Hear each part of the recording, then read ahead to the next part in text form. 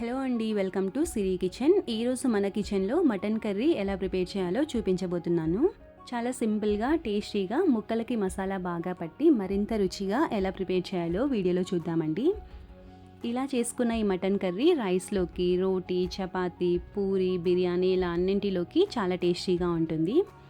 So ఇంకా late చేయకుండా ఈ simple and tasty mutton curry recipe process ఏంటో వీడియోలోకి వెళ్ళి చూద్దాము.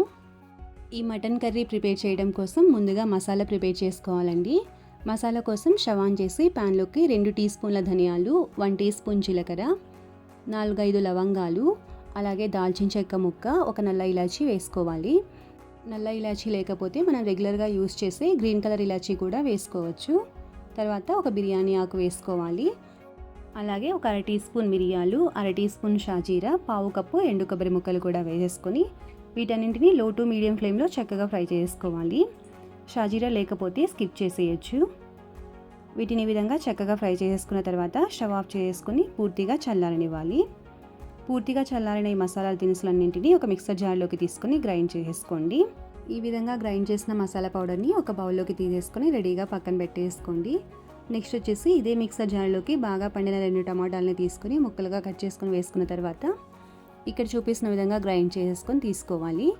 టమాటో ప్యూరీ వేయటం వలన గ్రేవీ టేస్ట్ చాలా బాగుంటుంది. నెక్స్ట్ వచ్చేసి ఇక్కడ ఒక 1/2 కేజీ మటన్ని తీసుకున్నానండి. ఈ మటన్ని శుభ్రంగా క్లీన్ చేసిన తర్వాత మరీ చిన్న ముక్కలుగా కాకుండా అలాగని పెద్దవిగా కాకుండా ఇలా మీడియం సైజులో ఉండేటట్టు కట్ చేసుకొని తీసుకోవాలి. ఇప్పుడు కర్రీ ప్రిపేర్ చేయడం కోసం ప్రెషర్ కుక్కర్లోకి 4 టేబుల్ స్పూన్ల ఆయిల్ వేసి ఆయిల్ బాగా హీట్ అయిన తర్వాత 3 మీడియం సైజు ఉల్లిపాయల్ని ఈ విధంగా చిన్నగా ముక్కలుగా కట్ చేసుకొని వేసుకున్న తర్వాత ఫ్లేమ్ని లో ఫ్లేమ్కి అడ్జస్ట్ చేసుకొని వీటిని చక్కగా ఫ్రై చేసుకోవాలి. ఇక్కడ చూపిస్తున్న విధంగా ఫ్రై చేసుకున్న తర్వాత ఇందులోకి 1/2 టీ స్పూన్ పసుపు, రుచికి సరిపడా సాల్ట్ వేసి ఒకసారి అంతా బాగా కలిపిన తర్వాత ఇందులోకి 1 టీ స్పూన్ అల్లం వెల్లుల్లి పేస్ట్ వేసి పచ్చివాసన పోయేంత వరకు లో ఫ్లేమ్లోనే వేయించుకోవాలి. ఈ విధంగా కలుపుకుంటూ ఫ్రై చేయటం వలన అడుగు పట్టకుండా ఉంటుంది. అల్లం వెల్లుల్లి పేస్ట్ బాగా ఫ్రై అయిన తర్వాత ఇందులోకి 3 పచ్చిమిర్చిని విధంగా కట్ చేసుకొని వేసుకోండి. అలాగే మనం ముందే గ్రైండ్ చేసి పెట్టుకున్న టొమాటో ప్యూరీని కూడా వేసి కలుపుకుంటూ ఆయిల్ పైకి తేలేంత వరకు ఫ్రై చేసుకోవాలి. ఇక్కడ చూపిస్తున్న విధంగా ఆయిల్ పైకి తేలిన తర్వాత ఇందులోకి 2 టీ స్పూన్ల కారం వేసి కారం పచ్చివాసన పోయేంత వరకు కలుపుకుంటూ వేయించిన తర్వాత ఇందులోకి మనం ముందే క్లీన్ చేసి పెట్టిన మటన్ పీసెస్ని వేసుకోవాలి. ఈ విధంగా మటన్ పీసెస్ వేసిన తర్వాత ఒకసారి అంతా బాగా కలిపి మూత పెట్టి ఒక 5 నిమిషాల పాటు మధ్య మధ్యలో కలుపుకుంటూ ఉడికించుకోవాలి.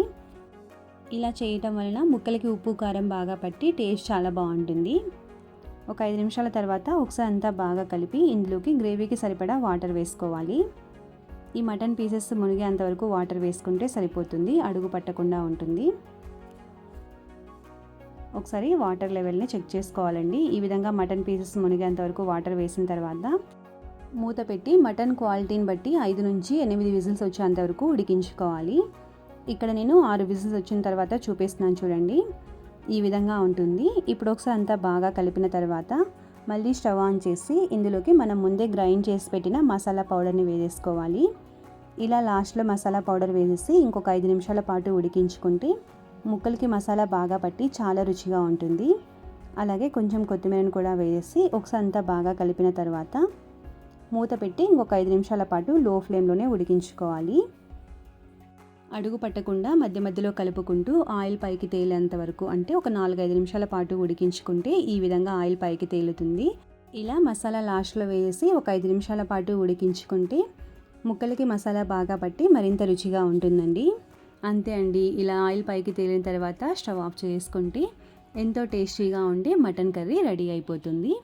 ఈ రెసిపీని మీరు కూడా తప్పకుండా ట్రై చేసి ఎలా వచ్చిందో మీ వాల్యుబుల్ ఫీడ్బ్యాక్ని నాకు కామెంట్ రూపంలో తెలియచేయండి. రెసిపీ నచ్చినట్లయితే లైక్ చేసి ఫ్రెండ్స్ అండ్ రిలేటివ్స్కి షేర్ చేయండి.